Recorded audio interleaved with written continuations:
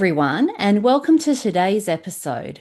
We're going to be talking about No Stone Unturned by Jenelle Hovde. So, this one is historical romance and it fits within the Regency romance genre. It's also Christian fiction and it's a standalone story. So, why did I want to read this one? Well, I love reading Regency romance and I don't get to read them that often, so it's always a treat when I do read a Regency romance. And I'm going to add my usual disclaimer and many thanks to the publisher who provided me with an advance reader copy of the book, and all the opinions that I express in this episode are completely my own. So, this is my first book by Jenelle, and I'm very excited to read it, and it won't be my last book that I read from her. And we also have a book giveaway, which I'll talk about at the end of the episode. So, let's talk about the book.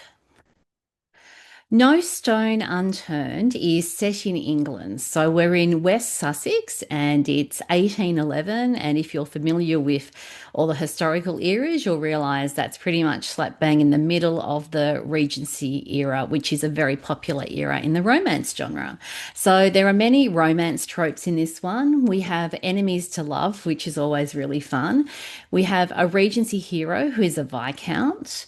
We have a heroine in the story. So our leading lady, she's the daughter of the local vicar. We also have class differences because we have an ordinary leading lady who is a commoner, and we have a Viscount who is from the landed gentry and has all those connections into society. And this one is an historical within a historical. So we actually have Roman era historical things that are going on in the story as well with archaeology, and that's also lots of fun. So let's talk about the first line, and it's this one.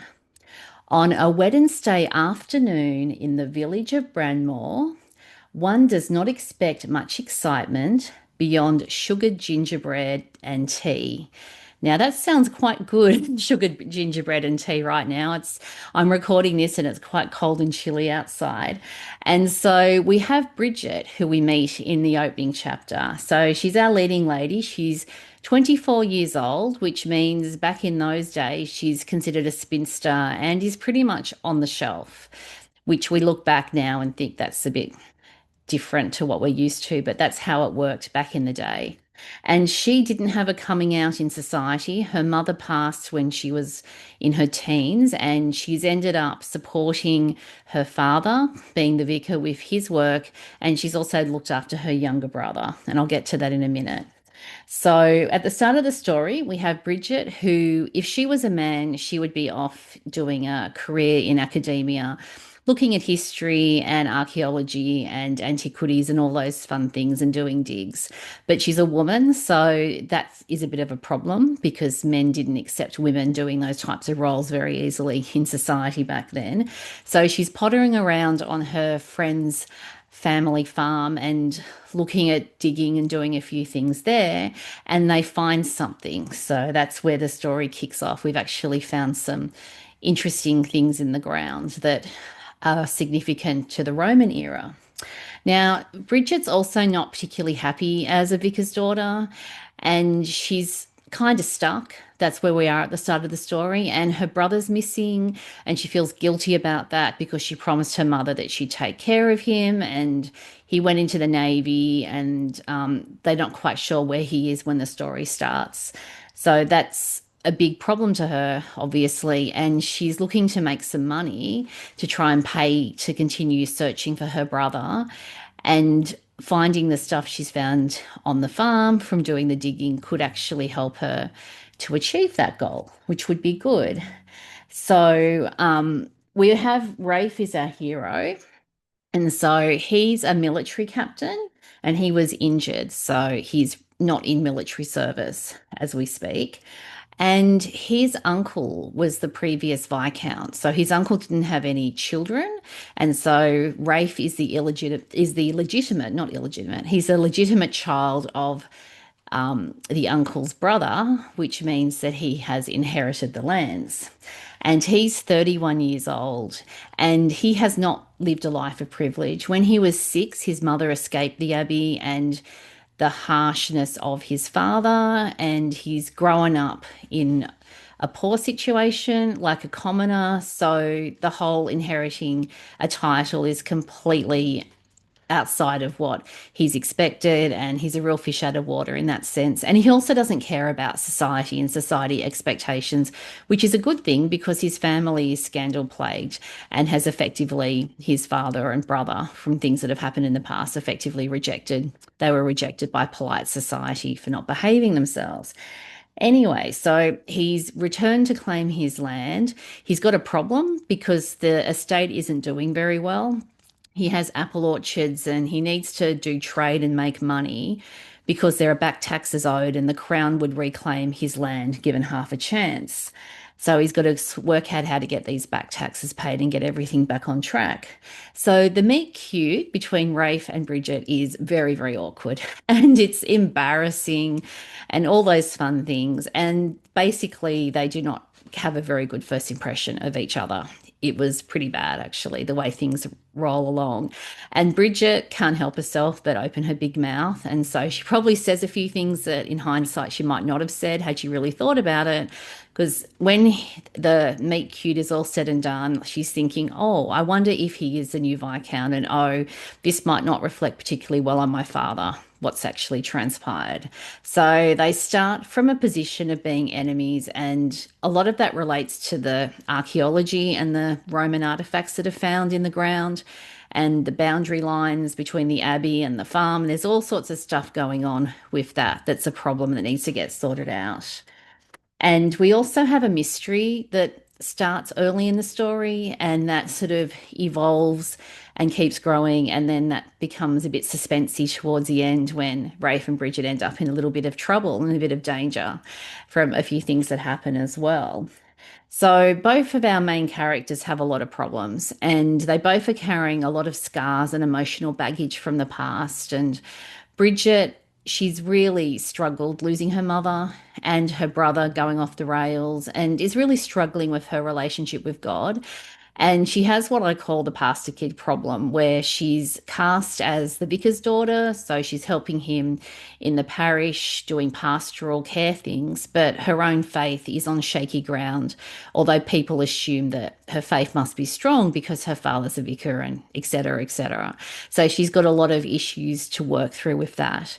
And then Rafe also has issues that he has to work through because of his childhood and with what's happened to his mother and what had happened in his father's family and the trauma that goes with that.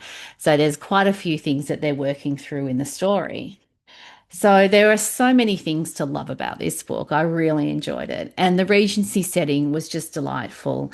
And the romance where they go from enemies to friends to possibly more than friends in the true Regency fashion, because the Regency romances have a particular story arc that's very different to a contemporary. And I really enjoyed how that played out in the story because Rafe is an adorable hero. He's got so much integrity and he's an ordinary person who cares about the people and understands the people. So he was a born leader, which he did very well at in the military.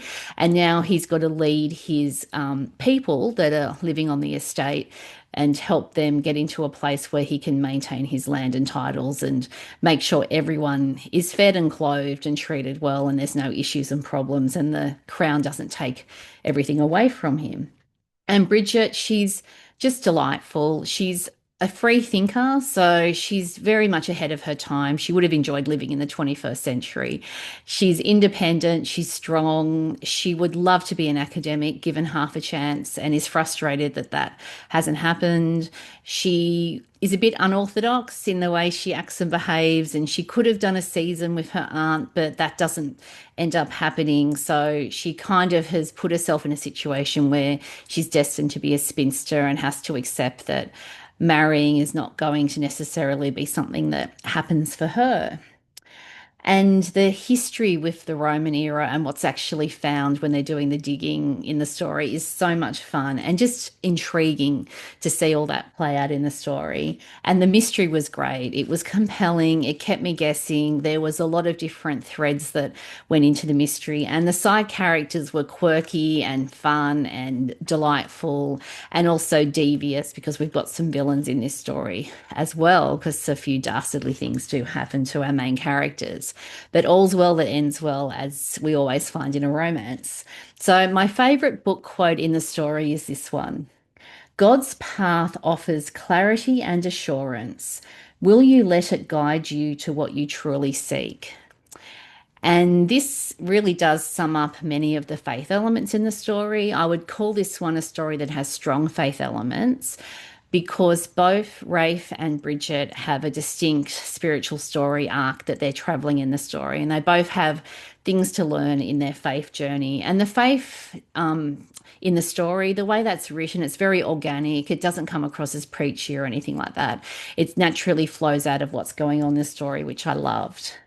And we have issues in the story related to trust and redemption and forgiveness. And Rafe really needs to find his path and really understand what God's will is for his life, because his life has taken a different direction now that he's a Viscount and has inherited his uncle's estate. And Bridget has a lot of trust issues in terms of, can she trust God to look after her family? She's got to work through the grief of losing people and all that kind of thing as well. And her role as a vicar's daughter has complicated a lot of these questions that she has about her faith as well. So, in terms of the impact on me, it was a page turner. There was a lot of stuff going on in the story. I read it quickly and kept turning the page and turning the page to find out what happens next. And especially towards the end of the story, when there's a little bit of suspense happening and the characters are in a bit of hot water that they need to get themselves out of. And there were also some very poignant moments in the story where there were some deep spiritual issues and things that were addressed in the story. And I appreciate the way Jenelle handled all those aspects as well. And I did empathize with both characters at different times because they hadn't had easy lives and they had a lot of stuff that they're struggling with and dealing with. And that we go on that journey with them in the story as they find each other, because their romance is just delightful. So, in summary, I would recommend this book to readers who like Regency romances where we are dealing with ordinary people. Neither Rafe or Bridget grew up with any kind of privilege. So, it really is ordinary people within a Regency world, which I really liked. And we have that delightful enemies to love dynamic going on in their relationship. And I loved how their romance played out in the story. And if you like a strong and independent heroine who goes after what she wants and doesn't get scared off too easily and maybe goes to places where angels would fear to tread, then you'll love Bridget in the story. And if you like a military hero who inherits a title and has a very strong work ethic and a lot of integrity, then you'll like this one. And if you like history in the story, particularly the Roman era and archaeology and all those kind of things, then you'll like this one. If you like your Regency romance with a mystery subplot that is hard to guess and keeps you on your toes and keeps you reading and turning the page, then you'll love this one. And I also recommend it to readers who love a really solid, strong faith element in the story that is very organic to the story and what's happening in the lives of the characters. Thanks for joining me today. Does No Stone Unturned sound like a book that you'd like to read? Have you read it? You can let me know. If you're listening on the podcast, you can send me a text message via a link in the show notes. If you're watching on YouTube, you can like the episode or leave a comment at YouTube. You can also email me via the contact form at my website at narelleatkins.com. Please subscribe if you've enjoyed listening to this episode, and then you can subscribe at YouTube or you can subscribe at your favorite podcasting app, and then you won't miss an episode. All the links I've mentioned will be in the show notes. Now, the giveaway. We have a paperback copy for a reader who with a USA mailing address to give away. And there'll be a link to the giveaway in the show notes. The closing date will be the 22nd of July, which in the US West Coast time zone, to enter the giveaway. So as I said, go to the show notes and you can find out what's going on with the paperback giveaway. Thanks for tuning in and see you next time.